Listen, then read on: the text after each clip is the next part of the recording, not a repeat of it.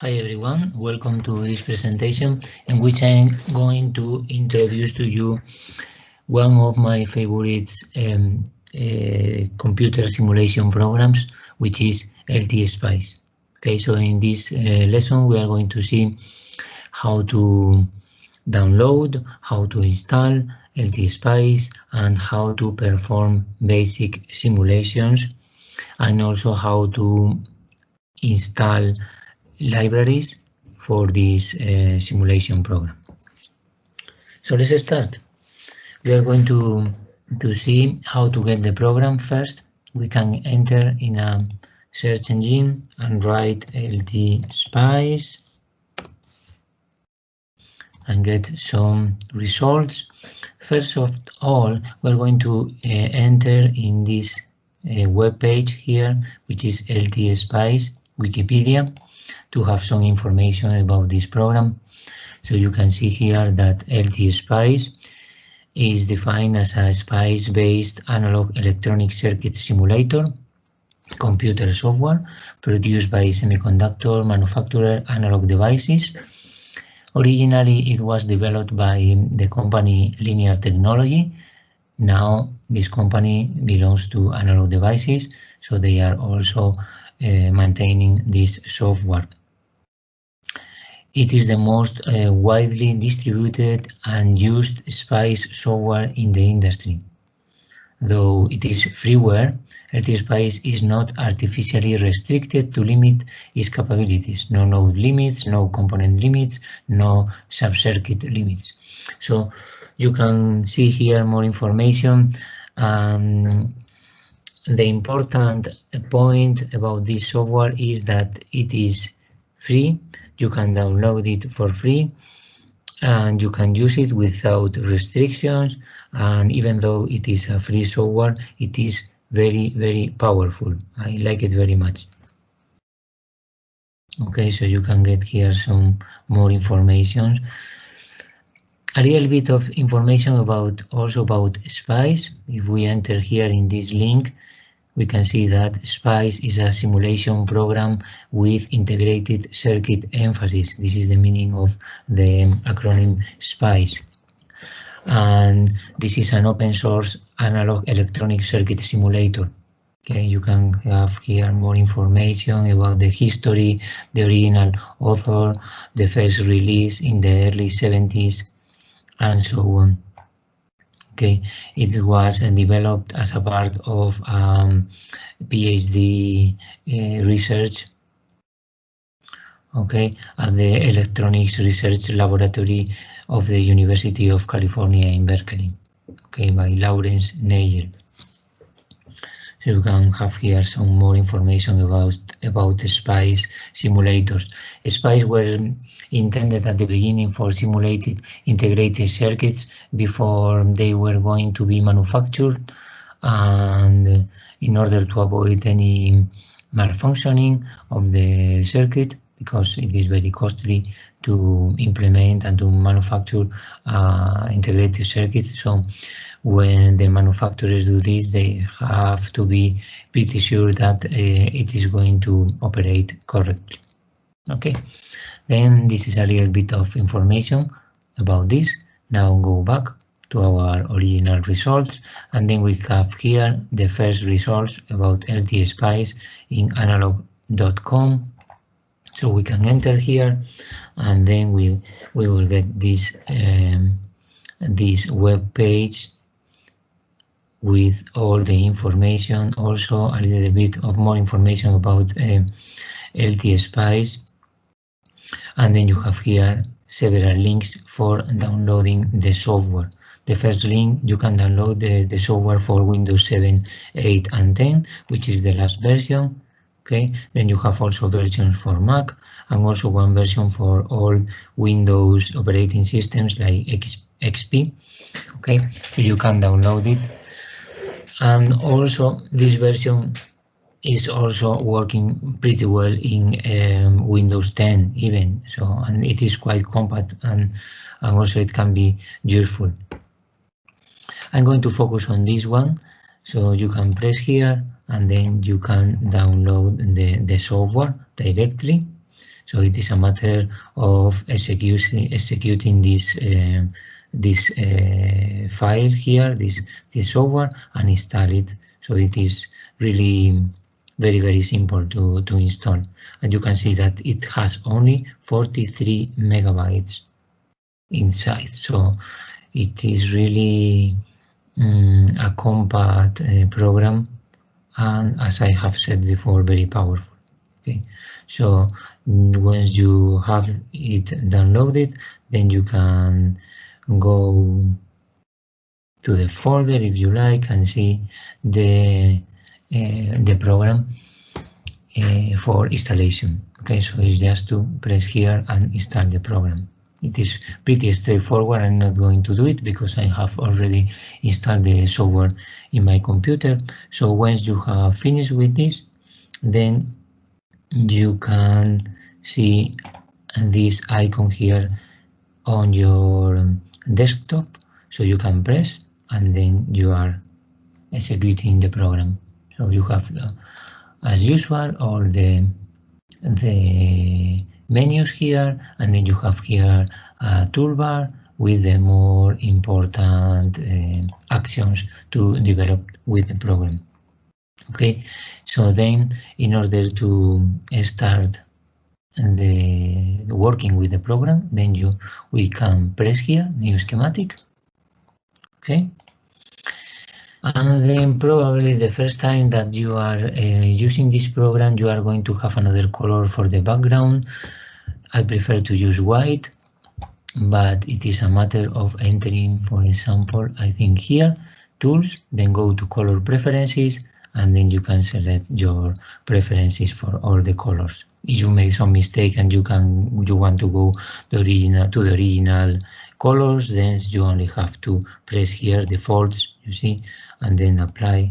Okay, so I have here again the background in gray color, but I prefer to have it white, so it's just a matter of selecting here background and saturate all the colors.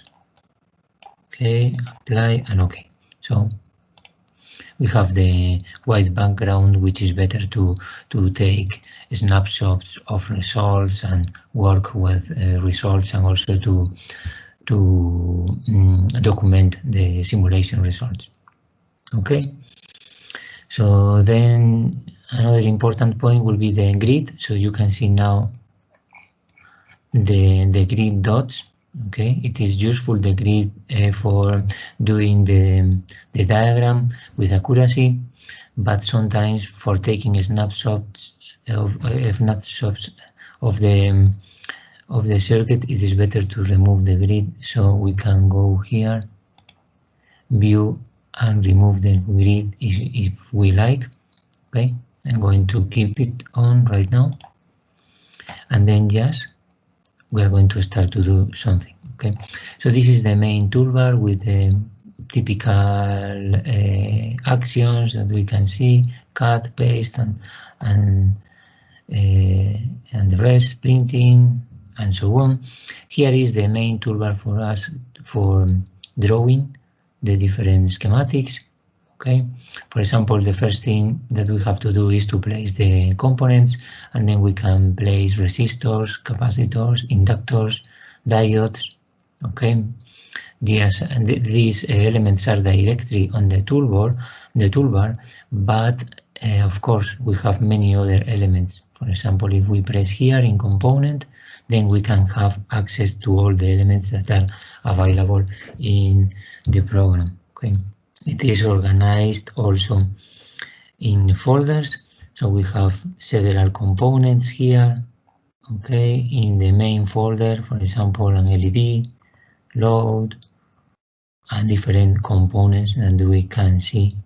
Okay, here we can see the top directory in which are all the components. This is interesting for us later. Install our own libraries if we want. We will see this later. Okay, and this is located in this directory, in the users directory, my directory of my users, documents, LTspice, 17th, and so on. And this is the specific folder for each component. Okay, you can also see that here with these names in brackets, then there are libraries organized in other different folders. So if we enter here, we can see the different components for these libraries, which are the digital devices corresponding to the 74 family, also for the CD 4000 family, and so on, and others. Okay, so let's start with a basic design in which we are going to simulate very quickly the an RC circuit. Okay, for me this is like doing the first program, the Hello World program in a computer programming language. Okay, so for example, let's take our resistors. Okay, we can take the resistor, we can rotate it here or do the mirror here. So we can place the resistors, we can place the capacitor. Okay, right click, and then we go out from this placement mode. Then we need now DC voltage is not directly here, so we can go in the component section and then select voltage. Okay, we need to get familiar a little bit with the different positions of the different elements, the most basic ones, especially voltage and resistance and transistors and so on, but it is pretty straightforward. So we select the voltage and place the voltage here, right click on the mouse, and then we have all of our components. We draw wires, okay, between them, just using this button here for the wire, okay, and do the wiring. It is important to start the wire in the pin of the component. The pin is shown with this square here, so we go from one pin to the other pin, okay, and then finish our draw. We can select with this hand, select everything and move it. With this other, we can draw the components, keeping them connected, so we can draw a little bit better. Okay, and now it is also useful to place the ground, which is going to be the reference, the 0 volts reference for our circuit. Okay, we can put this connected to any net in the circuit, but usually we want this net here at the bottom to be our reference voltage. So we can do this connection, and automatically this net is going to be the reference net with 0 volts. Now we can add values to our components. We can edit the voltage source and select the value here, for example 15 volts. Okay, and then for the resistance we select, for example, 1 kilo ohm. Okay, and for the capacitor we select 1 micro. Okay, note that for micros we use the U, small case U, sorry. Okay, it is possible also to work with scientific notation, for example 1e-6, it will be also valid. Okay, in electronics we usually use this suffix, okay, here, so then this will be 1 microfarad and then 1 kilo ohm. It is not necessary to add the unit volts or ohms or farads. It is not necessary because we are going to work in the international systems of units, and then it is understood that these are the units. Okay, so we have the circuit. It is also interesting when we are drawing the circuit to add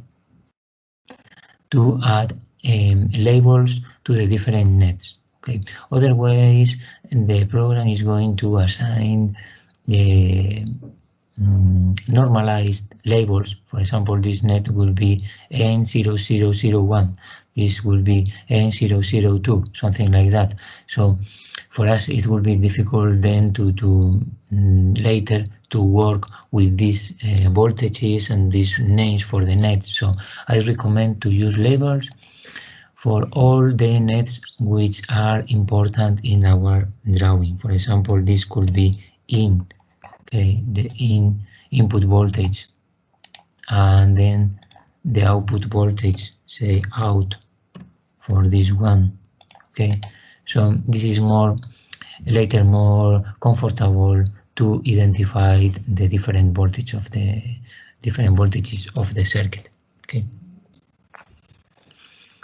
So now we have complete our circuit, okay, and then we can do the first simulations. We are going to see several simulations now, and for this we enter here, okay, simulate. We can execute the simulation here and do other things. We are not going to see everything in detail, of course, just going directly to edit simulation command. Press here, and then we enter in all the different simulations that we can perform. We have a transient simulation, which is a simulation in time, how the circuit is going to behave in time. We can also do AC analysis, DC sweep, noise, DC transfer functions, and also DC operating point. Okay. So we are not going to see all of them. We are going to focus, for example, right now in this one, DC operating point, and also in transient later. Okay, so we are going to do this one first, DC operating point.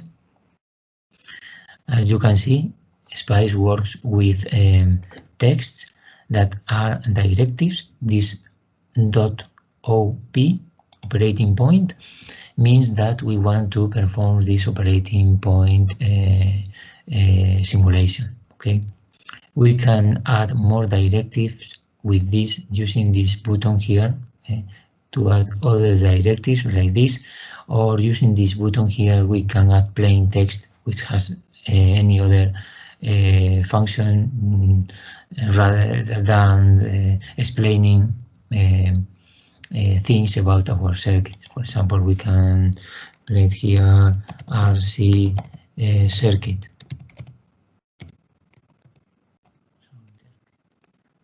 It's just a text to give information about our circuit.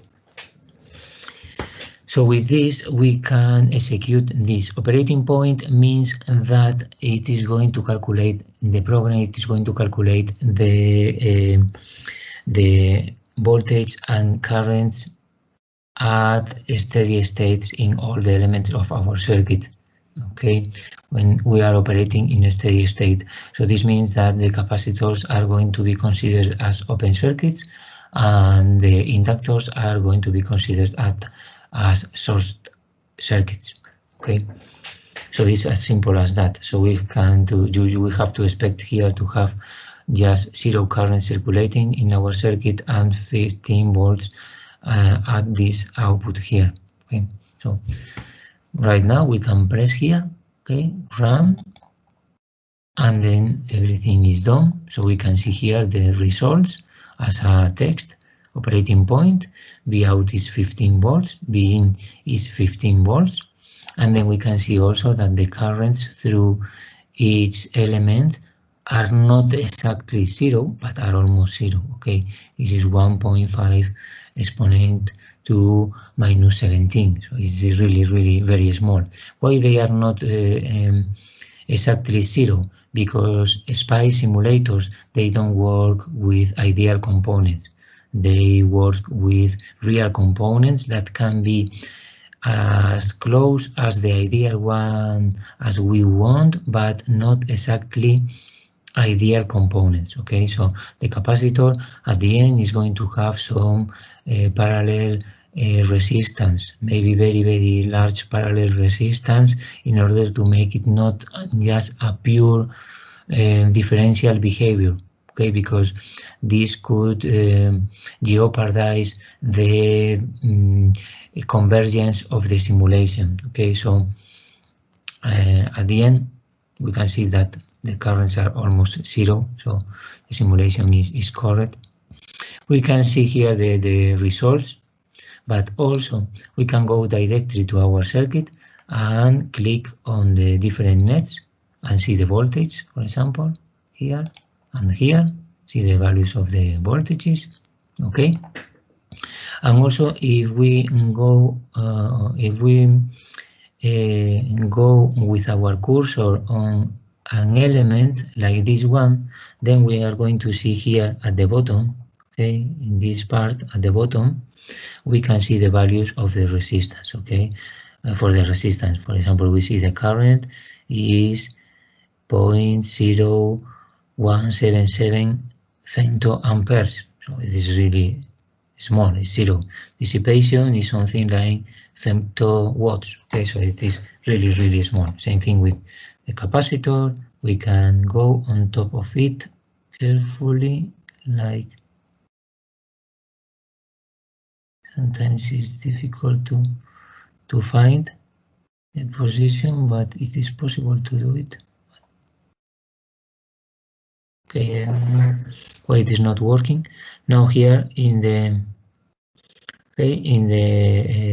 voltage source, we can see the parameter for the voltage source. Maybe if I move this a little bit, then I will be able to see. Okay, I don't know, it's not showing the values of the capacitor, maybe it's like that, I am not sure. Okay, that is not important. Then this is a fair simulation, just the operating point working in discontinuous conduction mode. Working in steady state. Okay, working in a steady state. But we can do now a simulation for the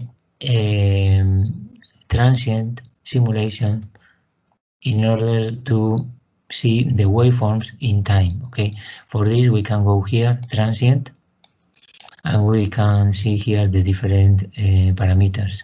And this is the line that is going to be generated in order to be placed on the drawing in order to instruct the simulation program to perform the transient simulation. So we have here several parameters. One is the stop time. The stop time is the time at which we want to finish our simulation. Okay, in this case it's a very simple circuit. We have a resistance of 1 kilo ohm and a capacitor of 1 microfarad. So the time constant of this circuit is 1000 times 1 times 10 to minus 6. So the time constant is 1 millisecond at the end. So we can say that after 5 times the time constant, which is 5 milliseconds, we will reach steady state. So we can select here this value, 5m, 5 milliseconds. Okay. Also, it is important to remember that SPICE doesn't distinguish between uppercase and small case. Okay, so it is indifferent. It's if I place here small case m or uppercase m. Okay, is small case m. And this parameter here is the instant at which we want to start saving data in our hard disk. Okay, in order to later do the representation. So we can, if we don't put in anything here, if we put anything here, then it is going to start saving data from the beginning. This is the maximum time step. In reality, we don't need to put anything here because LTspice is going to adjust the simulation step automatically depending on the evolution of the different waveforms. especially depending on the slope of these waveforms. If the slope is very sharp, then it is going to adjust the time step to a lower value in order to have higher accuracy. Okay, but if the slope is low, then it is going to adjust the time step to a lower value in order to have a quicker simulation. Okay, but if we want to have better accuracy, then we can limit here the time step to a minimum value, sorry, to a maximum value, a small value, which is going to be the maximum that it is going to be used by the program, so we can have more accuracy in our representation. I recommend to leave this without putting anything, so LTspice is going to do the adjusting of the time step,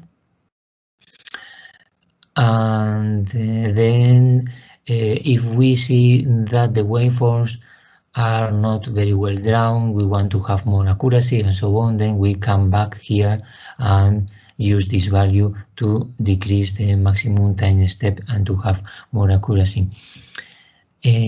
But usually we do this at the end when we have all the circuit correctly operating, and then it is okay if we are going to perform a long simulation, because this is going to be the final simulation for documentation of our circuits and so on.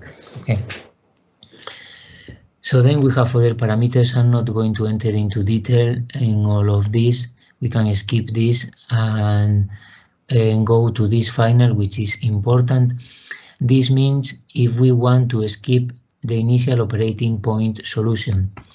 This is because when LTspice performs a transient simulation, first, in order to save time, it is going to calculate the DC operating point, okay, the initial operating point of the circuit, considering capacitors open circuits and inductors like short circuits, and then calculate all the values of currents and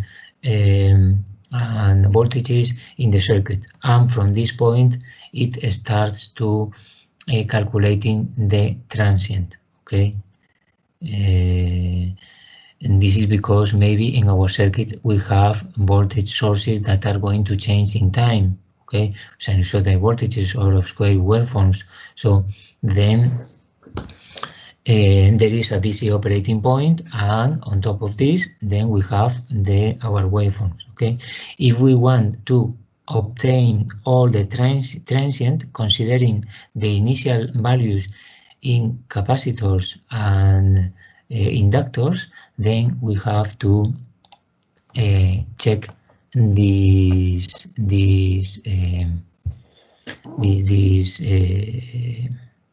possibility here.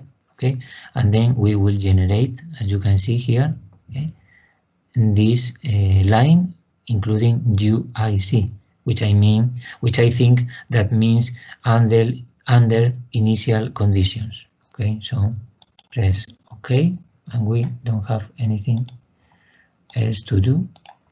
Just place it here, and you can see that the program automatically put here this other directive as a comment with a semicolon here. Okay, so this is now a comment, so it is not going to perform the operating point simulation. It is going to perform the transient simulation. Okay, so let's do a zoom here to see everything a little bit better. With the wheel of the mouse, we can adjust the zoom also. Okay,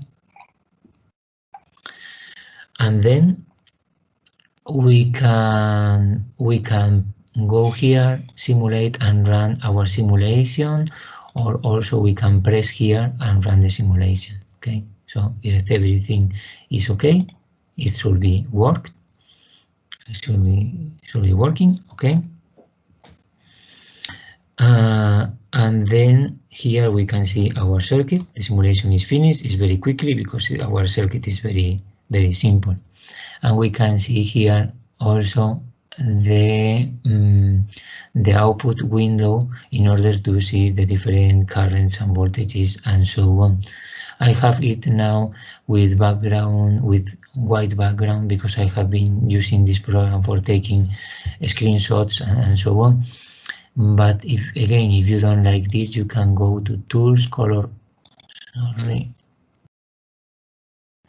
you can go to Tools, Color Preferences, and then go to Defaults, and this will be the default colors, okay, with a black background. So now how to see the results is very quickly and very easy. We just have to go to our circuit and press here, select the window first, and then go to any net, and you can see that our cursor modifies to see this probe, like a scope probe. So just pressing here, and we can see the evolution of the voltage across the capacitor, which is the output voltage. Okay, very easy. Okay. Then if we want to see the current through the capacitor or the current through the resistance, okay, then it's a matter of going and place the cursor on the resistance or the capacitor. Okay, on the resistance we can see that the current is going to be measured with direction from right to left. Okay, this is just a matter of how we have placed the resistance. If we do a mirror of the resistance, then we can see the current on the other direction. But in any case, if we want to see the current in this direction, then we can go now to the capacitor and press on top of it. So we can see that now we have a current probe, like an scope. Okay, and then press here, so we can see the current now in blue. Okay, so this is the current. And then you can see also that we have the axis for the current on the right and the axis for the voltage on the left. So we can represent both of them on the same representation. Okay, if we don't like this, then we can go select this window, right button, and then add plot pane. Okay, plot pane here. So then we can select this plot by clicking on it, and then we can go back, select the window of our circuit, and select here the current through the capacitor. Okay, and then we can see the current directly on this pane here. Okay, then we can remove this.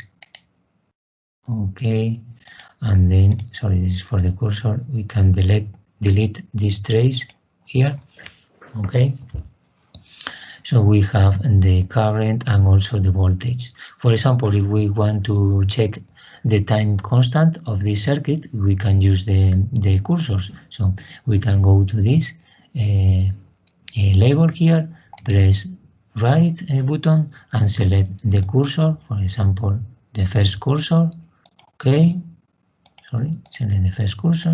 Okay, and then we know that the time constant would be when the voltage reaches 63% of the value of the final value. Okay, 63% of 15 is 15 times 0.63 is 9.45. So we can see here the values. We go to 9.45. It's more or less a little bit less. Okay, it's more or less like that. Difficult to adjust. We could do a zoom also. So we can see that the time constant is 997.8 microseconds. So it's 1 millisecond. Okay. So these are some things that we can do. But we can do many other things. For example, we can, let's remove here the current. delete here and place the current here again. We can add here other representations, not only the representation that we can get as voltages and currents here in our drawing. For example, we can go to this pane, right button, and then add traces. Okay, and then here we have directly here the different traces that we have in our circuit, but we can also include mathematical operations here on this line. Okay, for example, say that we want to obtain the instantaneous power in the capacitor. Okay, so we can go here and do the current through the capacitor, which is IC1, and multiply it by the output voltage, which is the voltage across the capacitor. Okay, then press here, okay, and then we obtain this line here, this representation. As we know, this is the instantaneous power. Okay, at the beginning is increasing and then decreasing, because at the end the current through the capacitor is 0 and the instantaneous power is 0. However, we have an energy in the capacitor, which is 1/2 times capacitance times the voltage to the square. Okay, and we can calculate this energy here very easily. Okay, the energy at the end is the area below this line, this representation. Okay, it could be the integral. LTspice can also provide us with this information very quickly. We just only to place our cursor on top of this representation. We press Control and then press left button of our mouse. Okay, and then we will get these values here, which are the average value. Okay, this is the mean value. Okay, 1/t integral of all the period in all the interval of the waveform, so it's the average value. And then this will be the integral, okay, which is the area of the below the curve. Okay, as we can see, this will be 110.97 microjoules.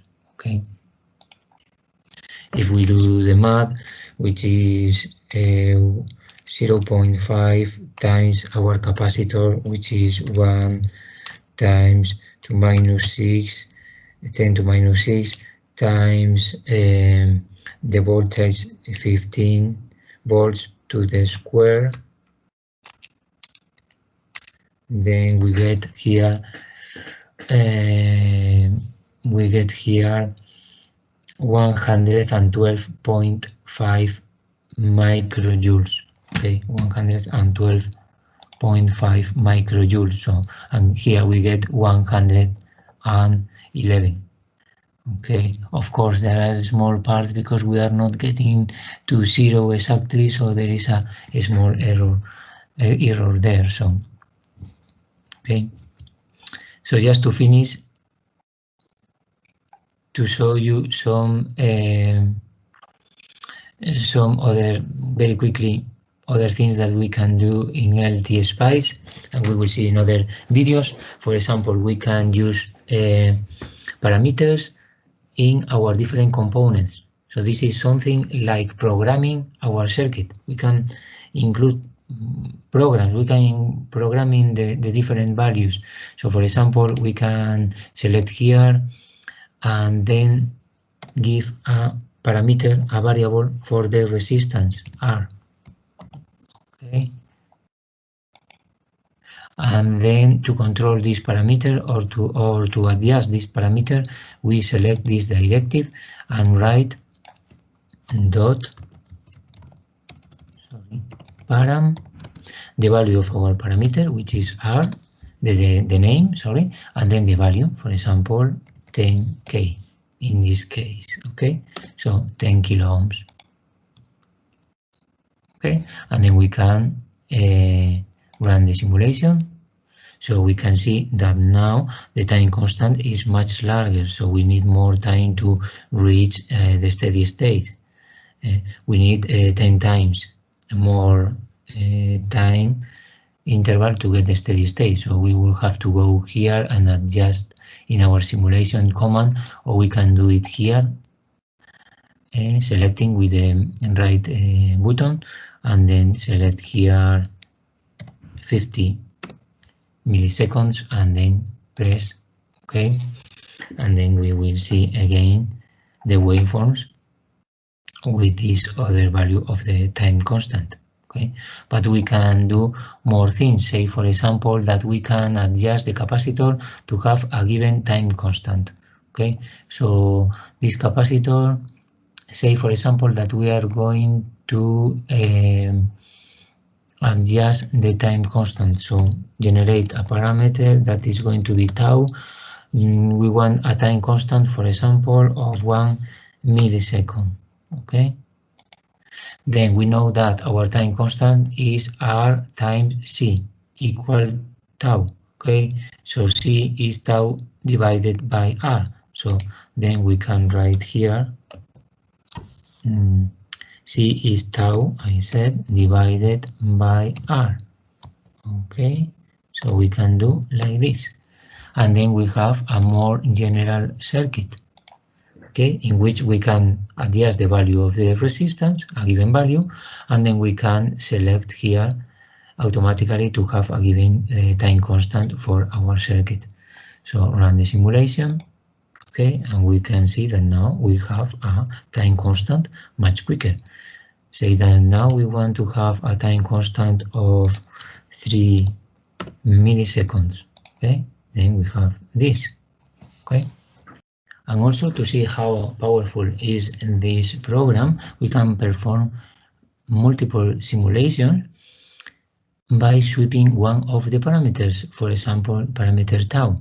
So for doing this, we can include for our new directive, which will be like this, dot step, in order to increase the parameter, to do the sweep of the parameter, lin for linear variation, param, the name of the parameter now, which is tau, the first value, 1 millisecond, the end value, for example, 10 millisecond, and then the step for the different values, which is will be 2 milliseconds, for example. Okay.